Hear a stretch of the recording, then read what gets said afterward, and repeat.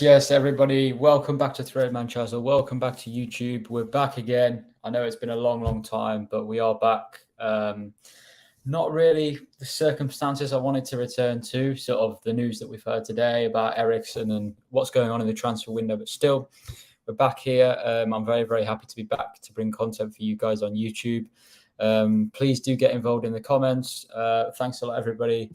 For getting involved. Arjan and Adrian, thanks a lot, guys. So yeah, we're going to talk about the transfer window today. Lots to discuss about Eriksen, options in the transfer window, bad news, other teams doing deals, lots to talk about. So please get involved in the comments. Let me know your thoughts. Let me know your thoughts about what's happening at the moment.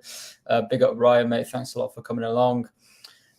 So yeah, interesting day so far. Let's get some important news up on the screen right now. So obviously we've seen the news about Christian Eriksen. I'm sure you've seen it as well. Really not ideal. But I'm going to get this up now so you guys can all see it and we can think about what's going on. But yeah, Christian Eriksen, it's a big loss, so I'm sure you've all heard about the news. Manchester United, obviously, have got to make a decision today, or they've got to try and do something today to try and get around this, because it's just a terrible situation without Eriksen. It's going to be a big loss for us. So yeah, Christian Eriksen out until April or May. Thanks a lot, mate, for coming along. Yeah, he's a very good player, Enzo Lefebvre. Big up Mo. Thanks a lot, mate. So yeah, Christian Eriksen's out until April or May. I don't know what you guys think about this, but there's a lot of contrasting views about should he have started the game against Reading. You know, some people blaming Ten Hag, some people actually blaming. Obviously, it's Andy Cowley made a scissor tackle. You know, it could have happened in any game to any player. But what do you guys think about this Eriksen situation? You know, what do you guys think about it? Was it Erik Ten Hag's fault for starting, and was it just a difficult, you know, just a random situation that could have happened to anybody? What do you guys think? Zubimendi obviously played against us for Sociedad in the Europa League, and I've seen him a few times this season. To be honest with you, I'd take Fellaini or Herrera back right now. Jason Burt saying we're in for Carrasco. I don't really think there's too much to that, to be honest with you. I don't know what role he's playing in at the moment, but from my knowledge of seeing him over the years, he's mainly been playing as a wide player, so I don't think that really makes sense. Triple H, thanks a lot for coming along, mate. Ten Hag isn't at fault, Andy Carroll is. Now, this is my view. So get your thoughts in on the Eriksen situation, because this is my view on it. If you know Erik Ten Hag from his Ajax days, he doesn't rotate a lot. That's fine. You know, that's just, he just doesn't do it. He doesn't rotate a lot. So obviously, if you've got a manager that doesn't rotate a lot, you have got to be prepared for things like this to happen. And I think a few people were warning about this on Twitter, and I think a few people were surprised about this, particularly, you know, in the upcoming I think there's been a few games, Charlton at home this season, Burnley at home, and we had these cup games, and I think a lot of people were surprised that Ten Hag went so strong with his starting 11. But it doesn't really surprise me, because he's always done this. You know, Ten Hag's always done this at Ajax. I did a thread on Ten Hag, Brendan Rodgers and Pochettino, like which manager should we choose out of those three? There were three options at the time, and I did a lot of research about Ten Hag with talking to Ajax fans, and they did say something that he had been, criticised for perhaps was the lack of rotation. But it's not surprising to me. I think Eriksen, whether or not he would have got injured or not, I don't think we should have started with Christian Eriksen in that game. And I'm not just saying that based on the back of the injury. I think it's based on the lack of, I think we saw in that Arsenal game at the Emirates, Christian Eriksen looked, after about 60 minutes, he normally goes off after about 70 minutes and Fred comes on. But after about 50 minutes, even in the first half, Eriksen at times looked really, really tired.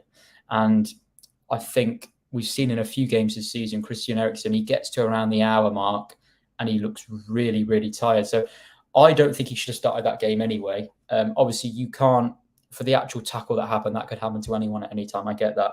But I think he should have been managed better. That's just my personal view. But Andy Carroll is an idiot. I mean, for God's sake, it always happens. He's a player he's got a nothing career. It's going to come to an end anyway, and he's ruined Christian Eriksen's season. It's just so frustrating. Let's go through a few comments.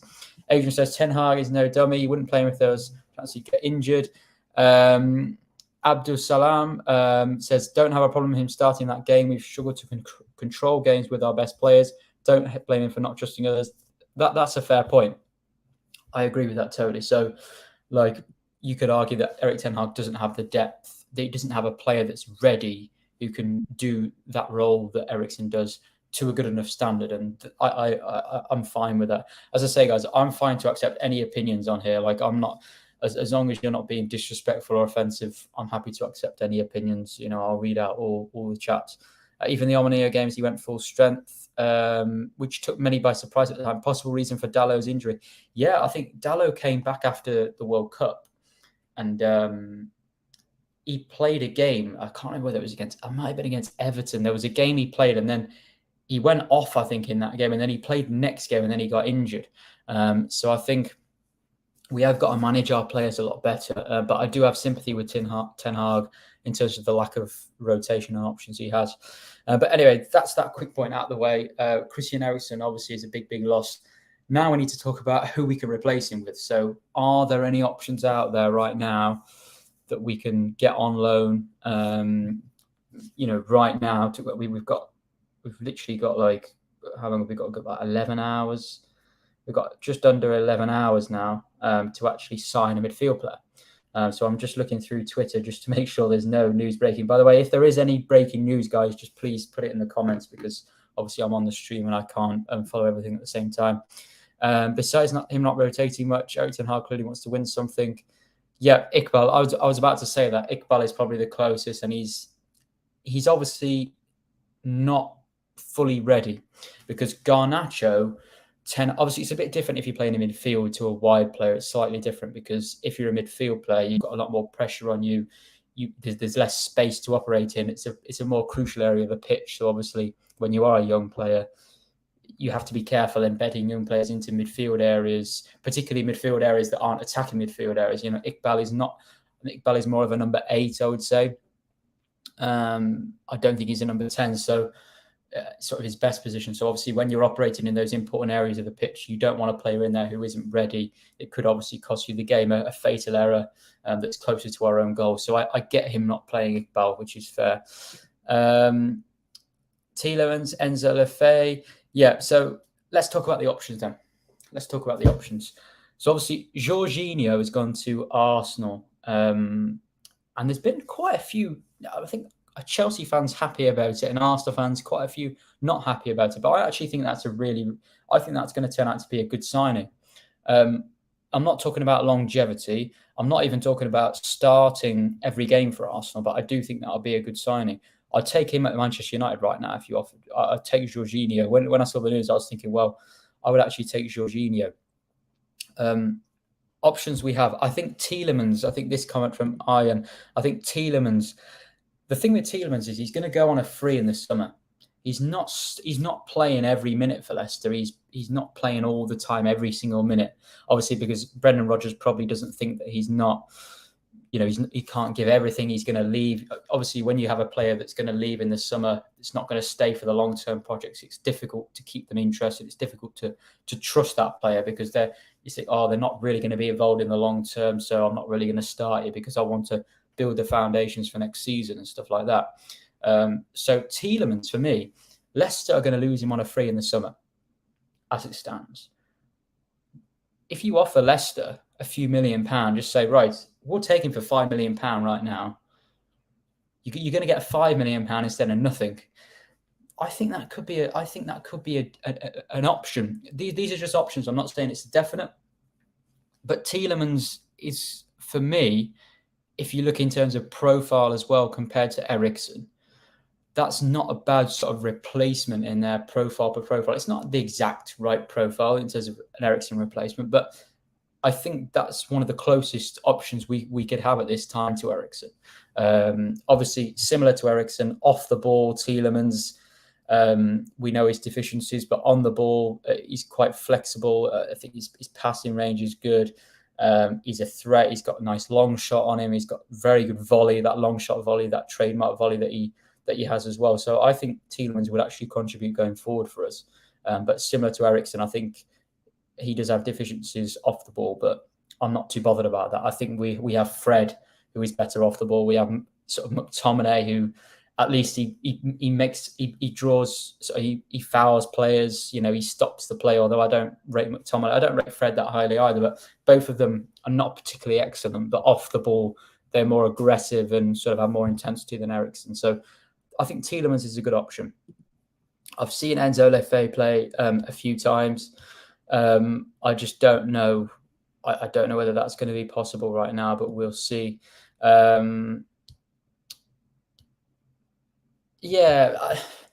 This is the thing. Tielemans is not even starting all the time. Like if I actually check, let me actually check this. But from what I remember, he's not actually playing every minute. Like he's not playing every minute of every game for Leicester. So let me just check, see what his stats are. But I'm sure he's been taken. He's not starting all the time. He's not playing every minute for them. Actually, to be fair, he's actually started to play a lot more. It was before the World Cup. Before the World Cup, he was given, like, I think maybe when it was like the transfer, there was stuff going around about Tielemans, about his transfer, going to other clubs and stuff. But in all fairness, you're actually right. Tielemans is actually playing a lot more often full 90s recently, which is interesting. So I didn't know that.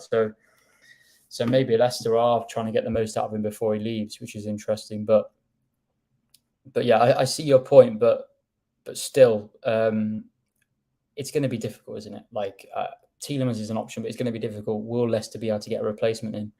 I'm just not sure. This is what I just tweeted out. Gravenberch. The issue with Gravenberch is that he's not performing that well at Bayern.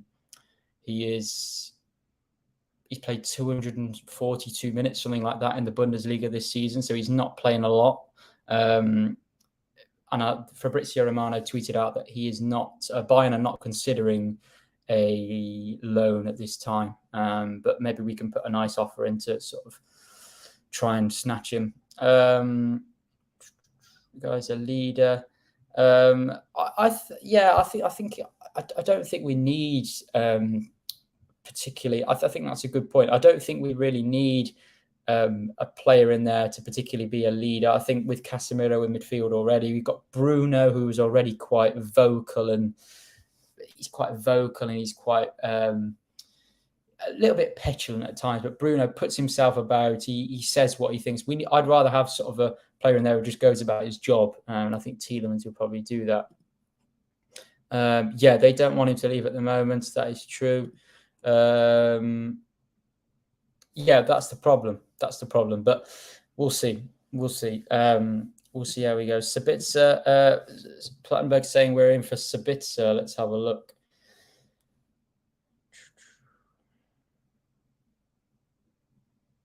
Oh yeah, Bayern are in talks with. I don't know if is he reliable. Does anybody know if he's reliable? Florian Plattenberg. Sabitzer, let me tell you something. I think he'd be a very, very good signing. To be honest with you, I think he'd be an excellent signing on loan at this stage. Like, I'm not talking about Sabitzer as a world-class player, but at this moment in time where we are right now, I think that would be a good signing. Yeah. I don't know whether anyone knows whether he's reliable, though, Plattenberg. I don't know whether he is. Lingard on loan. Yeah, so for me, Tielemans and Gravenberch were the two that I was sort of thinking about that were really not a very good chance of happening, but actually possible. I think they were two options I just had in mind. Yep, Sabitzer. You know about Sabitzer as well? Sabitzer is obviously played at Leipzig for a long time. Sabitzer would know, and he would have played in a very, very high counter-pressing team before. So I think off the ball as well, I think Sabitzer could be an interesting one for in terms of our counter-pressing, how we react to losing possession. I think Sabitzer would be a very, very interesting signing. It looks like Chelsea are also after him as well, though, which is not ideal because Chelsea, when Chelsea come into the market, I'm not too sure whether you can compete with them at the moment. Yeah, he's not playing at all at Bayern. Manager has a shoulder to blame for the rash spending. You can't be spending 170 on Casemiro and Antony. Yeah, I understand your point, MJ, but I could also argue that was the Antony fee was as a result of Ajax losing a lot of their best players. So obviously they lost Gravenberch, Mazraoui. They lost so many of their top players. They lost Haller as well. They lost a lot of their top players. So you could argue from the Ajax point of view, you could say, well, we don't want to let Antony go as well. We're going to put the price up because we don't want to let Antony go. Also, because we left it so late. I think that's why the price was so high. I did think we overpaid for him, and I don't think Antony is worth that much. I don't think many footballers are worth that much in my eyes. I think the best player in the world shouldn't be more than 100 million. That's just the way I think about it. I think it's just ludicrous, like the fees. But you are right. I think some of the spending was rash in terms of the amount of money we spent, but I don't think that was just down to Ten Hag's fault. I think there's a few factors involved there. Yeah, that's interesting. I'm just looking at Sabitzer now. He's only played 600 minutes in the Bundesliga this season, and that is split. That is split for 15 games he's appeared in, and he's only played 600 minutes. So if you actually calculate that up, he's not playing a lot of full 90s. He's not playing a lot of full 90s. The same in the Champions League. He's played 6 games, so he's had 6 appearances, but he's only played 280 minutes. So Sabitzer is not being used as much as he probably would like at Bayern Munich. And yeah, I'm just looking at Sabitzer now because he's a player I've watched a lot before, and yeah, out of possession, really, really aggressive. You see the tackles, he's in the high percentages there. So as I said before I'd even looked at that, I remember from his Leipzig days, very much out of possession. He would be a big boost for us in terms of our counter pressing. So yeah, I think Sabitzer also in possession as well. Obviously, he's got an eye for a goal as well. So yeah, Sabitzer, I don't think that would be a bad deal at all, to be honest with you, at this moment in time. If United had a reasonably competent board, he would have joined United a month and a half early. Yeah, I agree with that. But he just came from Ajax. Surely you're aware of that, and you go on to another much better players. No, that's fair. That's fair. I agree with that. But also, MJ, I think it's not the role of the manager to scout these players. It's not the role of the manager. The role of the manager, here's my targets, but the club should have the right people in place to say, right, actually, I wouldn't mind if the club said this. We don't think Antony's worth that much money. Here, we've done some scouting. We've compared all the statistics. We've gone out and watched all these players. Here's 5 players that are similar to Antony in terms of profile. Here's 5 players that we think would be good alternatives to Antony. Here you go. Do you like these players? Should we go for these players? What do you think? So I think that sort of a conversation would be okay. But I do agree with you. In terms of we could have moved on quicker, but I'm seeing good things from Anthony. I think a few people are being a bit harsh on him. I think you give him some time to embed in, and we'll see how he does. Whoever we bring as an 8, we need someone who's extremely mobile with a great work rate. Yeah, the issue is Eriksen. There's a lot of parts to the Eriksen thing, but Eriksen is being used more than he should, I think, in certain games. I think particularly against the top 6, sort of the teams we've seen against Arsenal, for example. We've also seen against other top 6 teams, Eriksen has been used very, very often, and I don't think he should be playing in those games in a midfield 2 with Casemiro and Bruno. I think if you watch how he played against Manchester City, we had obviously we had Casemiro, we had Eriksen, we had Fred. Or did Fred start that Man City game as well? I think he did. So we had Fred. Yes, we had Fred, and then we had Bruno on the right, but he came a little bit more central. So I think in those big games when Eriksen does play or has played, if he's in a midfield 2 or a midfield 3 with Casemiro and Bruno, I think he's struggled a bit more. But when Fred's in there as well and Eriksen's played almost as the number 10, I think he's done better. But I do see where you're coming from in terms of the mobile work rate. I think Fred gives you that. I think we need more of a player. We need more of an attacking. We need sort of a number 8 who can contribute to our attacking play, because I think if you look at a lot of our games this season, Eriksen and Bruno have had a really, really good relationship. We've seen some, particularly against Arsenal. We saw 2 of the goals we scored at home to Arsenal when we won 3-1. Eriksen and Bruno combining for a goal.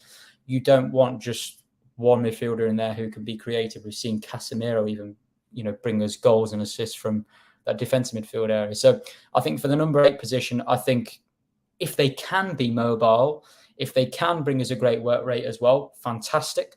But I think Erik ten Hag would prefer somebody who's more of a controller, more of a dictator, more of an attacking threat. I think that's what Ten Hag would prefer, because we already have Fred, we already have McTominay for out of possession, who are stronger out of possession. If we can get 2 in 1, if you can get a player, I think Sabitzer would be that type of player who's excellent out of possession, but also in possession. I think he can contribute a lot. If you can get a player like that, I think that would be good. I saw his press conference about, I just watched it before I came on, about Ten Hag said it's unlikely that we'll get any deal on loan, but he's actually correct. You'll get the people who will come out and say, oh, he's defending the Glazers and all this, but Ten Hag's actually correct. It is unlikely.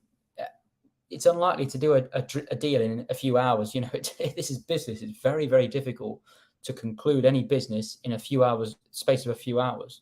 Why is it? Because you've got time, you've got limits of the amount of time you have. You've got the other club that if they give you that player, they've got to find a replacement. You've got to get everything in conjunction with the agent. You might have to give a loan fee. You've got to sort out the wages. Who's going to pay the wages? So obviously it is very difficult to sort out a deal. But we have to try and sort out a deal. That's what we're saying. It's going to be interesting to see what happens. Let's see any other comments coming through. Mo says Enzo Lefebvre is a good player. Yeah, I've watched him a few times, and I think he's going to get a move to a big club soon. No disrespect to where he's playing at the moment, but I think he will get a move soon. I think this transfer window just puts things into perspective, back to reality. Yep, I get that. I think also though we did get a bit carried away, and we went to Crystal Palace. We were within a few minutes of winning the game at Crystal Palace, right? We were within a few minutes of getting a fantastic point at Arsenal without our best player, most important player, you could argue. I think this season's still been excellent considering where we are right now. I think we're in an excellent position compared to where we were at the start of the season.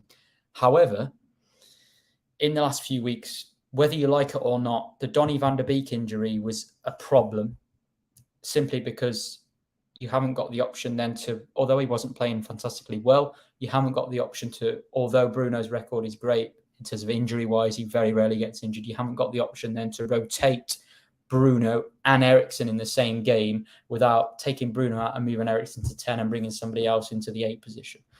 And then obviously the injury to Eriksen, and it's not just an injury to Eriksen, it's a more or less, not a season-ending injury, but it's a big bulk of games that he's going to miss. So I think that will lower the mood of Manchester United fans, and rightly so. You know, Eriksen's a key player for us, particularly in games where we play against lower blocks, play against teams that are lower down in the table. I think he's a big miss. Yeah, this is the difference. Manchester United are slightly different, so things take longer.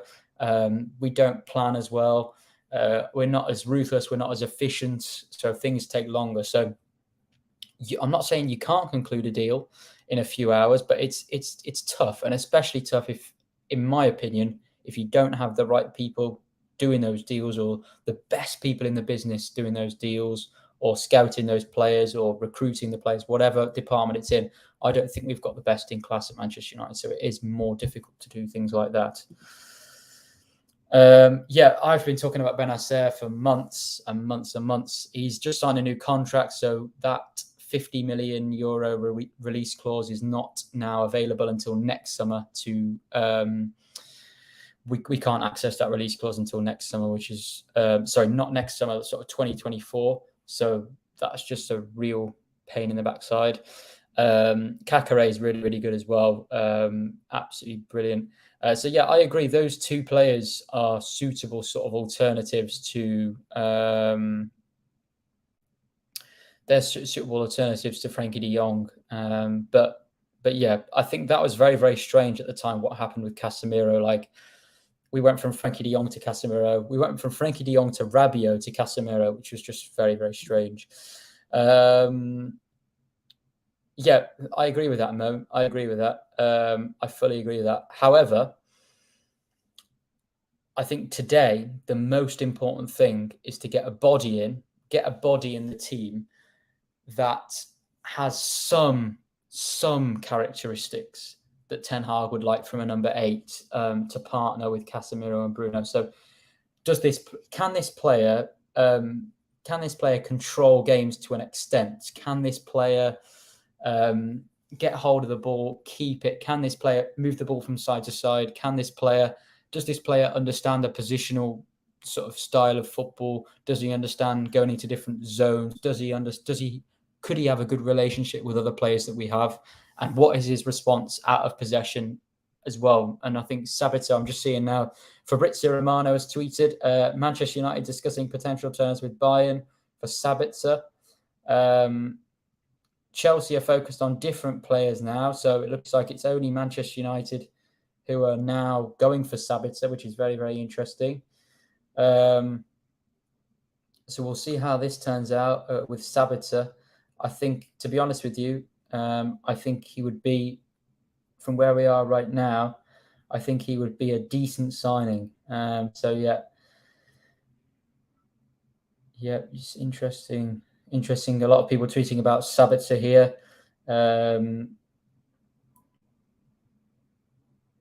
Yeah, better. Yeah, I agree with that. So EBL, I don't know whether you guys follow.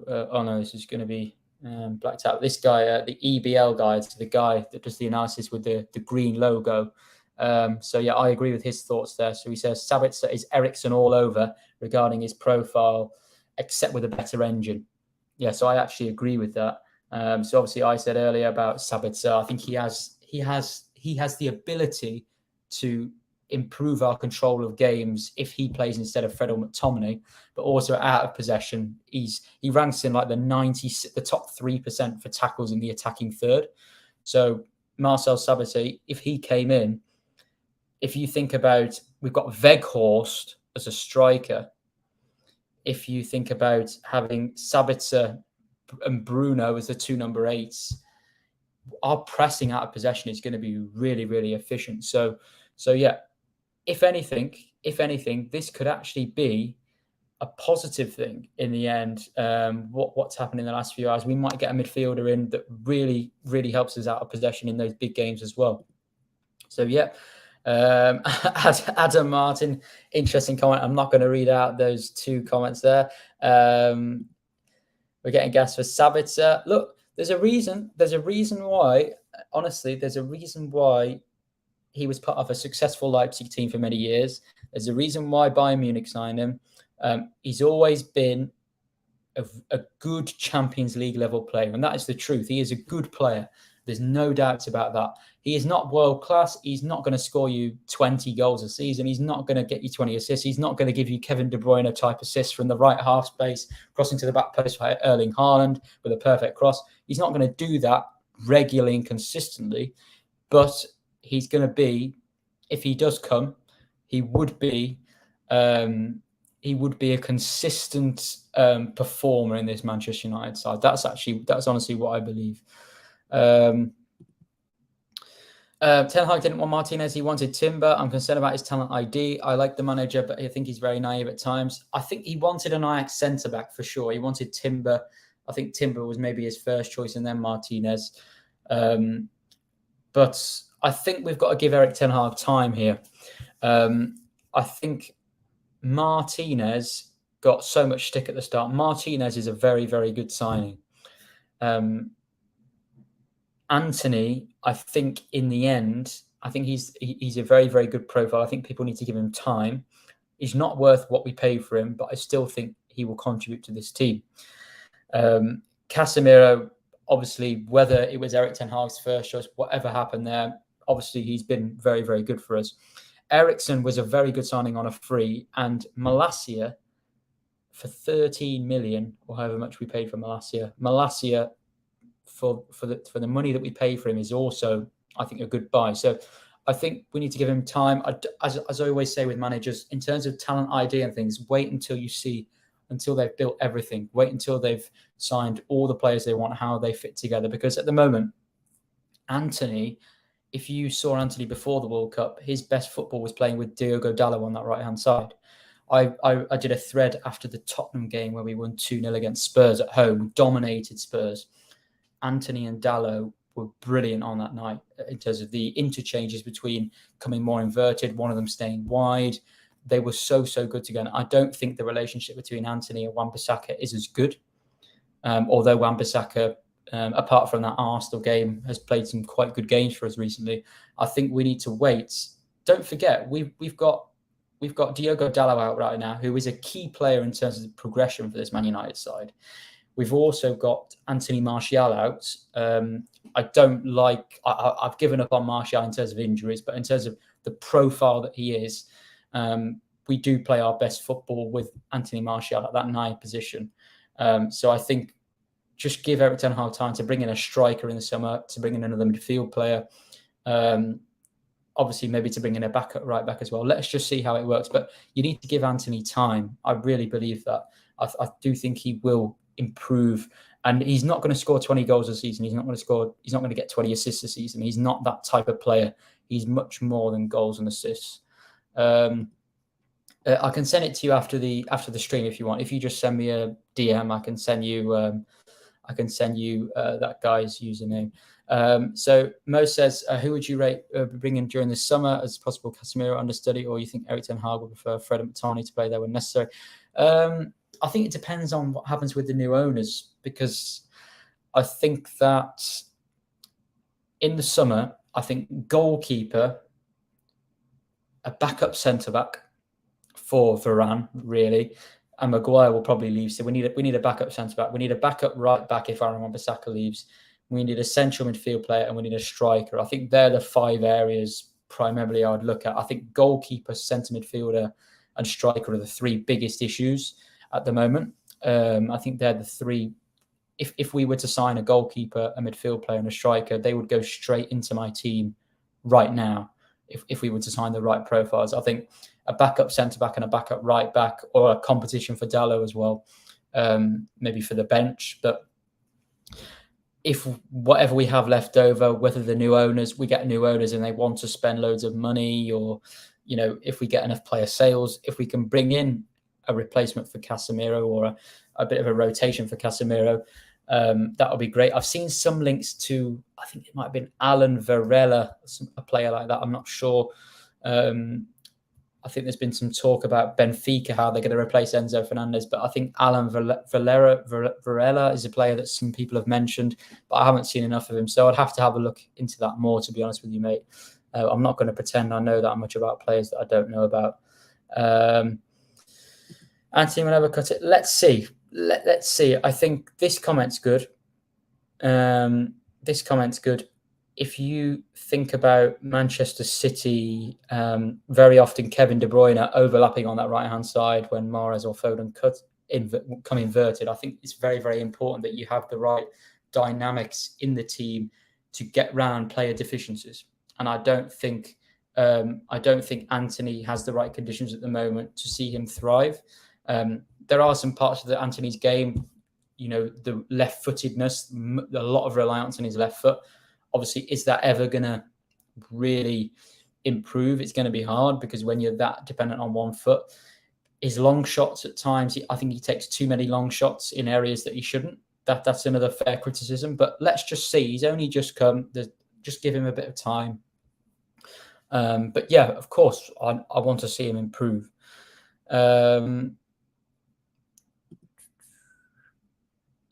Yeah, exactly. And that's why you need the presence of Diallo, in my opinion, on that right-hand side. When Antony does come inside, he's going to draw players to him. What will that do? That will then leave space on the outside for somebody else to overlap to try and create something. So I think that's why Diallo is important for Antony in this Manchester United side, to be honest with you. How can we sign a winger who doesn't contribute to goals? This is the thing.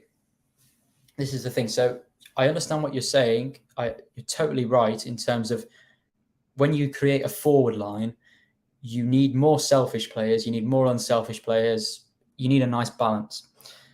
Obviously, Rashford is very much more like a forward, more like a selfish predator, a goal scorer. Bruno's an interesting one. I think some parts of his game have improved. I think he has tried to be more tidy when he can be, but I think his performances in a few games recently, he's been going back to his old tendencies, really. But I think, to be honest with you, I think that you need the right balance.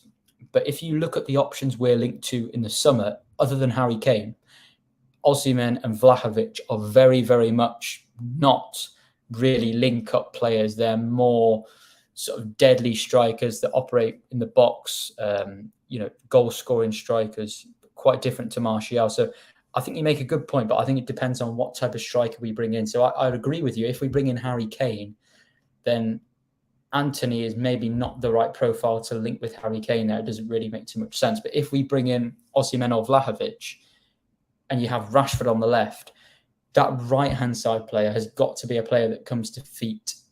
That right-hand side player has got to be a player who is less sort of a take your man on type player, more of a link-up, 1-2s, how can you impact the game creatively rather than goal-scoring wise. And I think that's why Sancho and Antony are two good options on that right-hand side, and Ahmad as well if he comes back. So I think you are right, but I think it depends on which striker we sign. And I think Erik ten Hag, we play our best football, I think, with Martial, although I think he's been poor in recent games, and I think we should sell him, and I get all that. I don't want to keep him now. He's too injury prone. But Erik ten Hag has shown he can adapt. He used Dusan Tadic in the Champions League run. For Ajax, he used Sebastian Haller, he used Brian Bobby. He's used a variety of strikers throughout his time, and he can adapt. So let's see. Let's see what happens. This is a good point as well. A very, very good point about Sabitzer. Yeah, so he's very, very versatile. I totally agree. MJ says wingers who need movement around them aren't wingers. We need with the striker the manager seems to want. Let's just see. Let's just see which striker we actually get. But I'm sure that Erik ten Hag will sign the right. I'm sure Erik ten Hag will sign the right type of player. I think he understands profile. So let's just see. Let's just see what happens. But yeah, back to transfer news. So obviously Arsenal have signed Jorginho. I think that will be a very, very much a very, very successful signing, actually, compared to sort of a 15 million fee, a player who's won lots of trophies. You've got to remember, a lot of Arsenal fans are obviously not happy about this Jorginho signing, but you've got to remember Arsenal are in a situation a lot of their players have never been in before. Ramsdale, Gabriel, Saliba, I don't think he hasn't won a title. Ben White, El Neni, you could go through a lot of their players, Martinelli, Saka. A lot of these players have not won a Premier League title. You've obviously got Zinchenko and Jesus, you've got Thomas Partey, who's won things with Atletico Madrid. But if you go through a lot of this Arsenal team, they're not a team that have a lot of experience of winning big honours. And Jorginho obviously has won the Euros. So I do think that Jorginho has obviously won the Champions League as well. So I think Jorginho for Arsenal, as much as he will be on the pitch, also off the pitch, scoring penalties as well, you just never know how important that'll be. So I think that will be a good signing for Arsenal, unfortunately. Any other comments? Rico on UHD says, Sabitzer not training today, very interesting. Moses, Sancho and Anthony add much needed balance to our attack when you have a winger like Rashford. Yeah, exactly. And it's the same if you started Sancho and Anthony on the wings with Martial as a striker, you've got too many players who want to come to feet then. You might still score. It depends on the opponent you're playing against. If you're playing against a certain opponent where Ten Hag thinks that might work. But again, where's the balance? You need a mixture. You need a mixture of goal-scoring players and creative players who come to feet more. So I think that's why I think Anthony will still has a chance to be successful. The same as Sancho. Hopefully Sancho comes back tomorrow night against Forest. We need Jadon Sancho back. I hope he gets put into the right environment. Maybe when we're winning the game, I don't think he'll start the game. I think he'll probably be on the bench and he'll come on and try and impact the game. But people need to realise the importance of profiles, balance as well. If you look at the Liverpool team at the moment, when they're starting Salah, Gakpo, and Nunes all together, it just reeks of so much unbalance there, so much imbalance. Like, it's so unbalanced. You've got three players, Gakpo, Nunes, and Salah, who all want to score goals. None of them want to particularly create anything. They will get some assists throughout the season because they're playing in a good team, and good teams sort of overinflate your stats and all that kind of thing. But as players, they're all goal-scoring forwards. And that's maybe why I think the lack of balance that's in this Liverpool team right now is maybe why they're not playing. They're not scoring as many goals as they were before. They're not playing as well. They've also got imbalance in midfield as well, which is a massive issue for them. But who cares about Liverpool anyway? They can continue being bad. David says, United no plan for January signing midfielder. Rabiot, Dumfries, Firmino comes to United. With Sancho and Anthony on the wings, I think Weghorst somewhat could adapt his play to being like an inbox threat more than stick. Yeah. I think he will as well. I think he will. I think we haven't seen that much of Weghorst apart from his goal against Nottingham Forest and the cross that Pellistri put in against Nottingham Forest in the latter stages of the game. I think those two instances showed us a bit more from Weghorst in the box. But you've got to remember as well, why haven't we seen much from Weghorst in the box? Manchester United don't create many chances for their striker. They just don't. We don't create. We're not at the stage right now where we create chances against low blocks, in-box opportunities for our striker. We very, very rarely create. If you think actually how many chances we've created this season for our number 9 in the box, how many chances have they had in the box against decent opposition in the box? Obviously, I know Ronaldo had a lot of chances against Armenia, Nicosia, and Sheriff maybe as well. But with all due respect to those sides, we should be creating chances against those sides anyway. I'm talking about the Premier League. So I think this is a good point. But I think we need to create more chances as a team. And I think the way to do that is get Diallo back. Hopefully sign a number 8. If it's Sabitzer, it's Sabitzer. And get Sancho back. And these team dynamics will keep developing. They will keep developing. But it's going to take time. I think we also need Obviously, we need a number 9. We need a central midfield player. So it's going to take time for these team dynamics to develop. We haven't got all the right profiles right now. Ahmad, yeah, this is a real. I'm actually preparing. It's taken a long time, but I'm preparing a thread on Ahmad at the moment. Just watching some games from Sunderland, and this guy's unreal. Like Ole Gunnar Solskjaer's best signing. Obviously, you never know what's going to happen to a young player, and I hope Ahmad keeps his. I just hope he keeps his focus. But I think Ole Gunnar Solskjaer's best signing ever as a manager could turn out to be this one, Ahmad. I really, really do. This guy, in terms of his position, he receives the. He's very much. He reminds me of Bernardo Silva a lot in terms of where he receives the ball. So he doesn't like to receive the ball. I know during a season with Pep or a season or two with Pep, Bernardo Silva was very much receiving wide on the right-hand side. But obviously Bernardo Silva, as Pep's developed, Bernardo Silva's sort of come more inverted and operating more in midfield. Even in the pivot now he plays. I want to talk about Bernardo in a minute, by the way. But Ahmad reminds me very much of Bernardo Silva in terms of receiving that ball in between the centre of the pitch and the sidelines, so sort of in the half space, and very much coming inside. He's very, very comfortable in sort of central areas. If you watch a lot of Ahmad's goals for Sunderland, they're very much sort of from the edge of the box or just inside the box, just from in that half space. So not on the sort of the sideline, not in the centre of the pitch, but sort of somewhere in between. So that's where sort of a number 10 or a right-sided number 8 would operate. So I think in terms of Amad Diallo, I think he could very much make that transition. The only issue he has is his stature. That's the only issue he has. I think he's he's actually very physical for his size. He actually looks like a very small profile, but he's actually really aggressive out of possession, and he does put himself about. But I think if you were to play Ahmad in midfield, you need the right dynamics around him to make sure that you don't lose duels in there, because he's not going to win a great deal of duels because of his size. But that is a possibility. That is a possibility, but we'll see.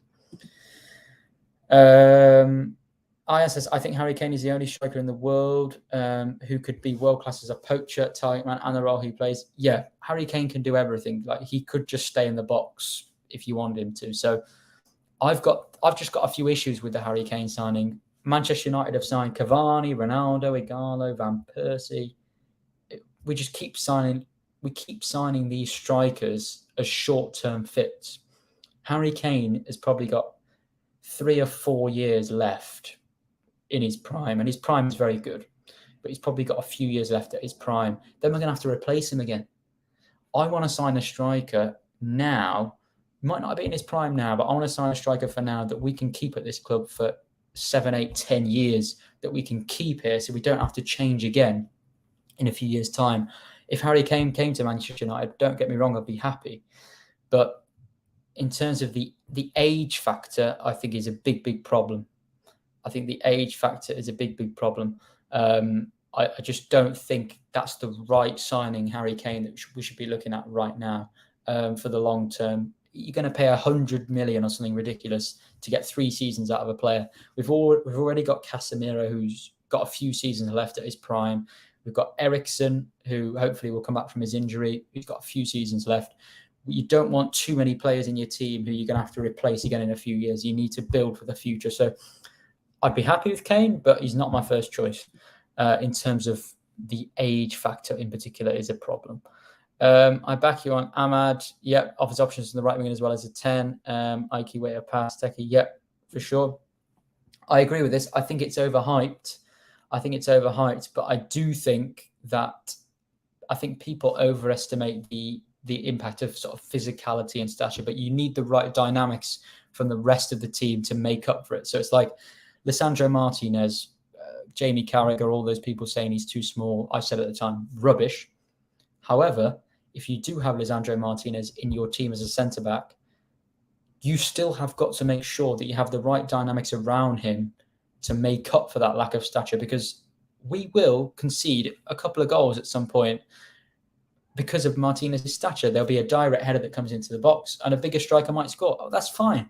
But I know that what he brings to us on the ball, what he brings to us off the ball in terms of his aggression will win us so many games. It will help us win so many games. It will be a big factor for us keeping more clean sheets. We've seen that already. So I do agree with you, mate, but I also think it is overestimated, but I think you've got to have the right dynamics. And I think that starts for us having a more aggressive goalkeeper who comes off his line, claims crosses. That will help us a lot.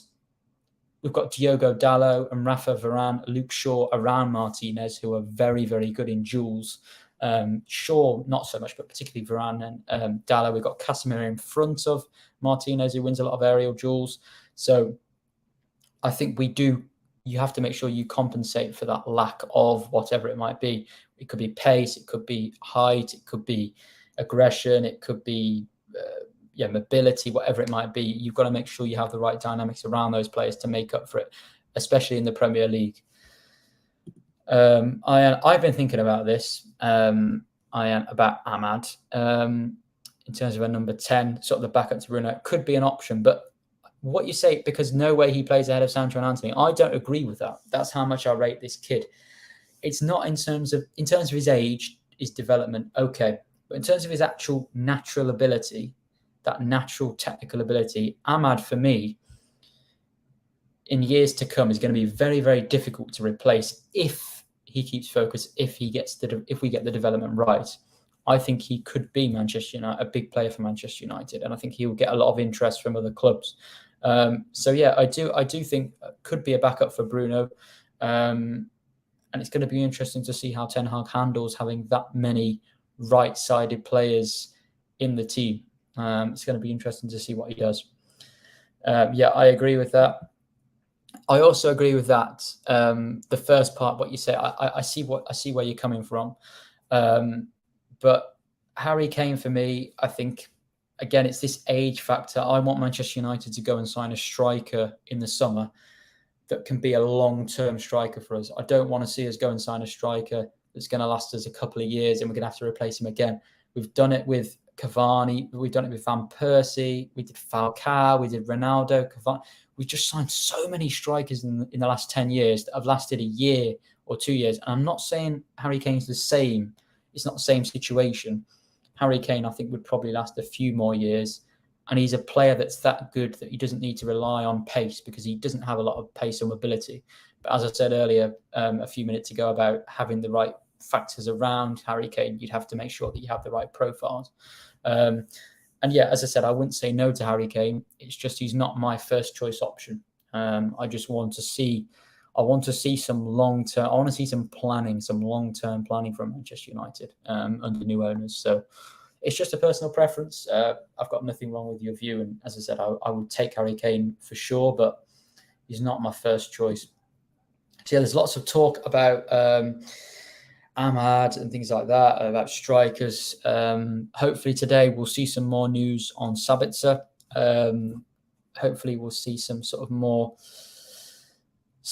conclusive links from Fabrizio Romano, some more big points. And you've got another tweet here from a good analyst, so HTO. You probably follow him on Twitter. So he said, engine, ball striking, longer range of passing, carrying as well.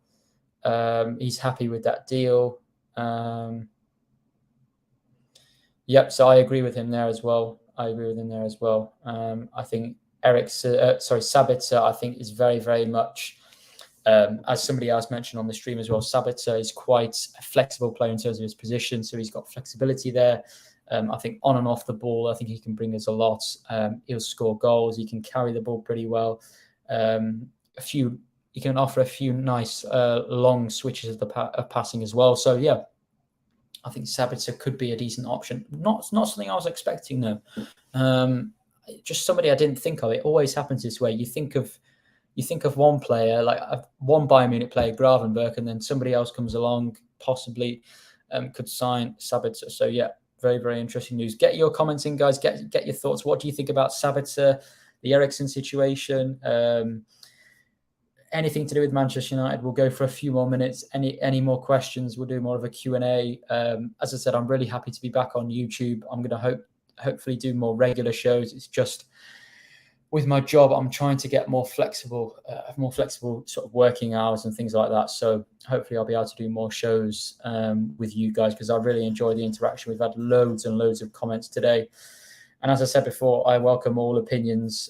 So thanks a lot for getting involved. If you've got any more questions, guys, please do let me know in the comments. We'll go for a few more minutes probably if you guys have got any more questions. Hopefully by the end of the day, we'll get some news. Hopefully not going into 11 o'clock tonight, going towards midnight. Hopefully sort of by that time, we'll have some concrete news about a player that we can bring in. I really, really hope so. I'm sure as well, Sabitzer, I'm sure, unless I'm wrong, I'm sure that Sabitzer was the captain of Leipzig. I'd need to check that though. Let me just check this. Captain. I'm sure he was. I'm sure he was. Yep, he was the captain of Leipzig. Yep, he was. Yep. So that's another thing to just to suggest and just to put out there.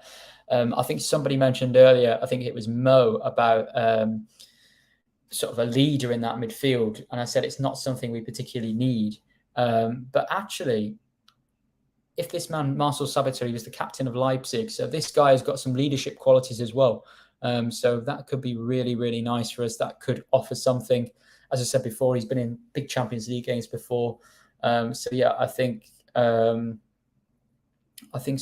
that an extra bonus, leadership qualities. He's been a captain before, could be something useful.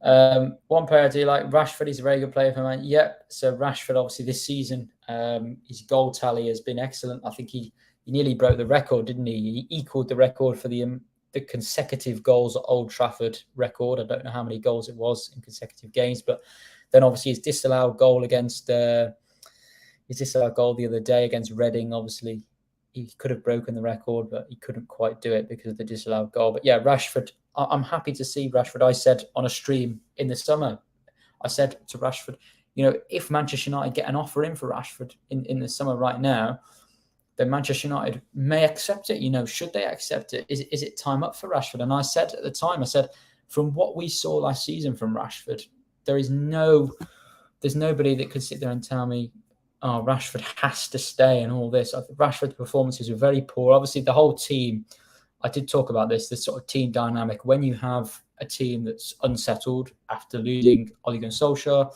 then Michael Carrick and Ralph Rangnick, lots of different changes in management. What happens is when players do go on bad form and you have switches of formation, you have a person who comes in who's not even a manager. That's not where his best strengths lie. Ralph Rangnick isn't really a coach. That's not really where he excels.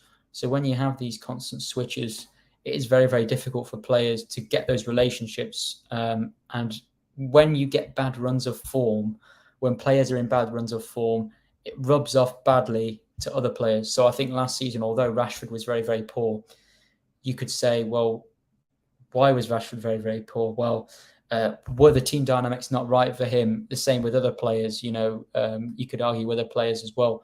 What was going on? Bad confidence. Confidence is a massive, massive thing in football, and it just wasn't there last season, but it is back. It looks like this season. So is Kane coming to Man United? We don't know. Kane is an option for Manchester United, but we don't know who's going to come to Manchester United yet. But obviously the club will draw up the options. And yes, we'll see. We'll see. I think Osimhen, Vlahovic, Gonzalo, Ramos and Kane are probably the four most obvious choices at the moment. Yeah, that's actually a good point about the buy option. So yeah, Sabitzer, I think could be a good loan deal as well. Yeah, I do agree there. And this is something else. Obviously, Weghorst. I imagine Weghorst speaks some German as well. I'm not fully sure on that, but obviously Weghorst is obviously from the Netherlands, and most people, I imagine he's spoken a lot of German. He's played at Wolfsburg before. So another interesting point could be having two German speakers in that dressing room, bringing Sabitzer in with Weghorst already there. That could be something that that might be useful. I'm not quite sure, but it could be an interesting thing to look at. I haven't seen him enough. I'm sorry. I haven't seen Hatete enough at Celtic. I don't watch the Scottish League, unfortunately. Thanks a lot, mate. I really, really appreciate that. Yeah, Benny McCarthy. Yeah, very, very interesting to see. Rashford's overall game has improved, scoring more headers. It looks a lot stronger in the box. Whether it is Rashford himself that's thought, I need to improve this. I'm not strong enough when I run into the box. I need to improve this. Or whether it is Benny McCarthy, whether it is Erik ten Hag, whoever it is, Mitchell van der Gaag, whoever it is that has helped Rashford, or whether it's Rashford himself that's thought, I need to improve my strength, my balance. In the box now, Rashford is completely different. He used to get shoved off the ball more easily, but now he stands up, he stands strong, he shoves people off the ball, he holds people off the ball. So much better. So much better. Imran says, I really like Sabitzer. Yeah, I've always been a fan of Sabitzer, and I'm not one of those people who just says that. I don't just say that, but he's one of those players that just goes about his business. As I said, he was the captain of Leipzig. He goes about his business. In possession, he's useful. Out of possession, he ranks in the top 3% for tackles in the attacking third. So that means basically, when Sabitzer plays in his attacking third, so when he is high up the pitch, he ranks in the top 3% out of all midfielders in the top European leagues for winning the ball back. So for making tackles. So that is a massive, massive asset that we could have there, especially with Weghorst as well up front, who I find Weghorst presses well, but also Weghorst tracks back well. So he presses from behind quite well. So let's say we've lost possession. Weghorst actually is really, really good at closing that space down from behind and winning back possession. So yeah, I think Sabitzer could be quite an astute piece of business.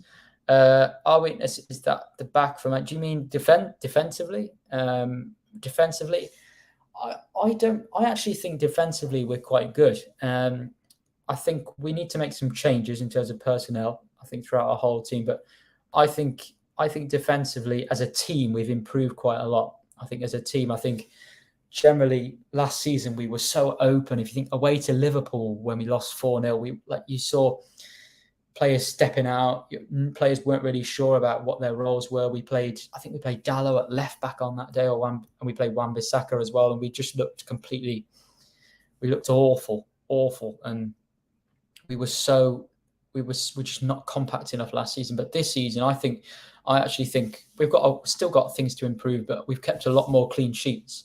And I think I'm quite happy with the way we defended as a team. I think out of possession, very often in a mid block. So we sometimes press high, we sometimes sit back in a lower block, but very often we're somewhere in between. So we're in that sort of mid block, we're in the sort of middle third of the pitch, and we're much more compact.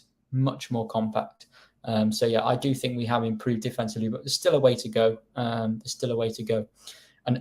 if we do bring Sabitzer in, that could be a massive asset for us in terms of high pressing, counter pressing. How are you going to react to losing the ball? I think Sabitzer could be a massive, massive boost for us, having played for Leipzig before. Obviously knows exactly what to expect out of possession. Obviously, teams press in different ways, but he's got sort of some knowledge of that counter-pressing system from Leipzig. Thanks a lot, mate. I appreciate that. So yes, guys, if you are new, please do subscribe. As always, please do like the video as well if you're enjoying the video. If we've got any more questions, I'm happy to answer more questions as well. If you guys have got any more questions, please do like the video as well. Get involved in the comments. Please do subscribe if you're new. If you've got any more questions, please let me know. If not, we will get going. We'll have a look on Twitter, see what's going on, see if there's any more news at Manchester United right now.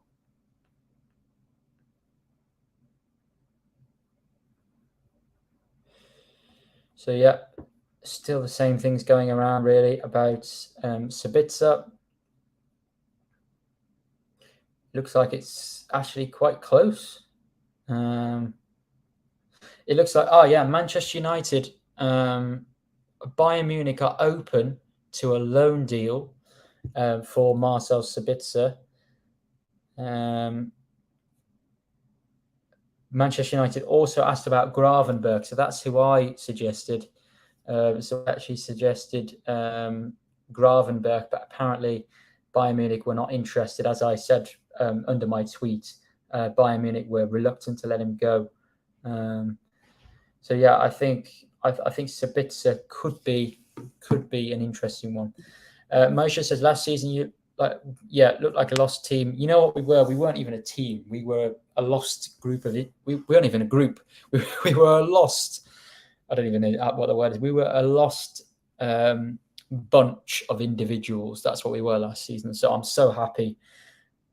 After the defeats against Brighton and Brentford, I was seriously concerned. And I'm not talking about getting relegated, but at home to Liverpool in the next game, I was I was actually scared. I was thinking we could be in huge trouble here. If we lose this Liverpool game, we've lost 3 out of 3, but the reaction's been excellent. And I think overall, even the most pessimistic of Manchester United fan would say, okay, actually, this has been, even if it's not been an excellent season in their eyes, we've actually done okay considering the conditions.